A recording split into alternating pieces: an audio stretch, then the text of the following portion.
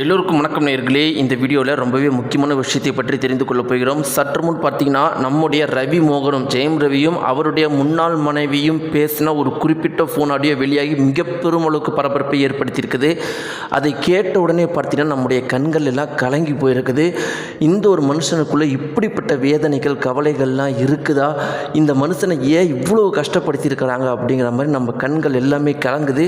அப்படி என்ன ஜெயம் ரவியும் அவருடைய முன்னாள் மனைவியும் பேசிக்கிட்டாங்க, அந்த ஃபோன் ஆடியோவில் இருக்கிற அனைத்து விஷயங்களை பற்றி நம்ம தெரிந்து கொள்ளலாம். வாங்க வீடியோக்குள்ளே போகலாம். நம்முடைய சேனலுக்கு நீங்கள் புதியவராக இருந்தால் மறக்காமல் சப்ஸ்கிரைப் பண்ணிட்டுங்க. நேயர்களே, இன்றைக்கி தமிழகம் முழுக்கவே பரபரப்பாக பேசப்பட்டு இருக்கிற விஷயம் என்ன அப்படின்னு பார்த்தீங்கன்னா ஜெயம் ரவி ரவி மோகன் இவரை பற்றி மட்டும்தான் பேசிகிட்டு இருக்கிறாங்க.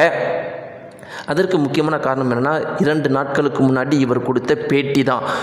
ஒரே ஒரு பேட்டியில் மொத்த தமிழகத்தையுமே அவர் பக்கம் திரும்ப வச்சுக்கிட்டாரு. எல்லாருமே இப்போ இந்த மனுஷன் பாவையா, அதாவது எவ்வளவோ பணம், எவ்வளவோ பெரிய கோடீஸ்வரனாக இருந்தாலும் பரவாயில்ல, செலிப்ரிட்டியாக இருந்தாலும் பரவாயில்ல, ஒரு நல்ல மனைவி அமையலினா இவரை மாதிரி தான் வாழ்க்கையில் கஷ்டப்படணும், வாழ்க்கையில் ரொம்ப முக்கியம் ஒரு நல்ல மனைவி தான் அப்படிங்கிற மாதிரி எல்லாருமே சொல்ல ஆரம்பிச்சிட்டாங்க. அப்படி நேயர்களே, அந்த பேட்டியில் அவர் பல விஷயங்களை சொல்லியிருக்காரு. ரொம்ப முக்கியமாக பார்த்தீங்கன்னா நம்ம எல்லாருக்குமே அதிர்ச்சியை ஏற்படுத்தினது, நான் ரத்த வாந்தி எடுத்துகிட்டு இருக்கிறேன், அதற்கு பிளாக் மேஜிக் பண்ணிட்டாங்க, அதுதான் காரணம்னு சொன்னார். இத்தனைக்கும் நம்ம எல்லாருக்குமே திரும்ப அவர் ஒரு படித்தவர் தான் ஒரு ரத்த வாந்தி எடுக்கிறத கூட பிளாக் மேஜிக் தான் காரணம்னு நினைக்கிறாருன்னா எந்த அளவுக்கு மன ரீதியாக பாதிக்கப்பட்டு இருப்பார். அதே மாதிரி அவர் ரொம்ப முக்கியமான ஒரு விஷயம் சொன்னார். என்னுடைய மொத்த வாழ்க்கையிலேயே நான் சந்தோஷமாக இருந்த ஒரே நாள் என்னுடைய மகனுடைய டிக் படத்தில் அவங்க கூட சேர்ந்து நடித்த அந்த ஒரு தினங்கள் மட்டும்தான், அதுதான் என்னுடைய வாழ்க்கையில் நான் ரொம்பவே சந்தோஷமான இருந்த நாள்னு சொன்னார். உண்மையாலும் இதுதான் மிக பெரும் அளவுக்கு வருத்தம் தரக்கூடிய விஷயம். ஏன் அப்படின்னு பார்த்தீங்கன்னா, அவர் ஒரு செலிப்ரிட்டி, எத்தனையோ அழகான ஹீரோயின், எத்தனையோ இடத்துக்கு போய் நடிச்சிருப்பார், எத்தனையோ மனிதர்களை சந்திச்சிருப்பார்.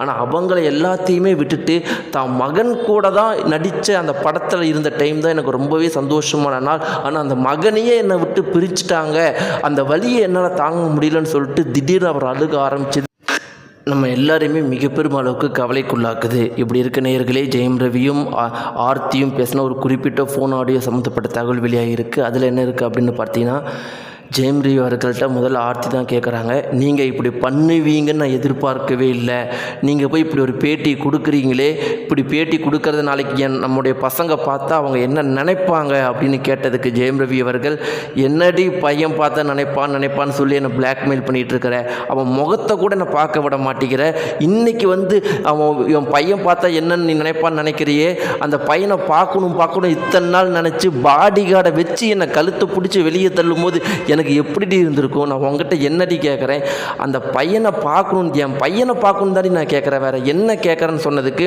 அதெல்லாம் முடியாது, கோர்ட்டு ரூல்ஸ் சொல்லியிருக்குது, ரூல்ஸை ஃபாலோ பண்ணுங்கள், இதுக்கு மேலே இந்த மாதிரிலாம் பேட்டி கொடுத்தீங்கன்னா வாழ்க்கை முழுக்க நீங்கள் பையனை கிட்ட கூட நெருங்க முடியாத மாதிரி பண்ணிடுவேன்னு சொல்லும் போது ஜெயம் ரவி கத்த ஆரம்பிச்சிருக்காரு, அழுக ஆரம்பிச்சிருக்காரு. ஃபோன் கட் ஆகிடுச்சு. நேயர்களே, இந்த ஒரு குறிப்பிட்ட தகவல் இன்றைக்கி சமூக வலைத்தளங்கள் முழுக்க மிக பெரும் அளவுக்கு அதிர்ச்சியை ஏற்படுத்தியிருக்குது. நீங்கள் என்ன நினைக்கிறீங்க? ஒரு மகன் மேலே இவ்வளோ பாசம் இருக்கிற ஒரு தந்தையை அந்த மகன் முகத்தை கூட பார்க்க விடாமல் தடுக்கும் போது அந்த தகப்பனுக்கு எவ்வளோ பெயினாக இருக்கும் நீங்கள் நினைக்கிறீங்க? மறக்காமல் கீழே கிடக்கிற தெரிவிங்க. நன்றி.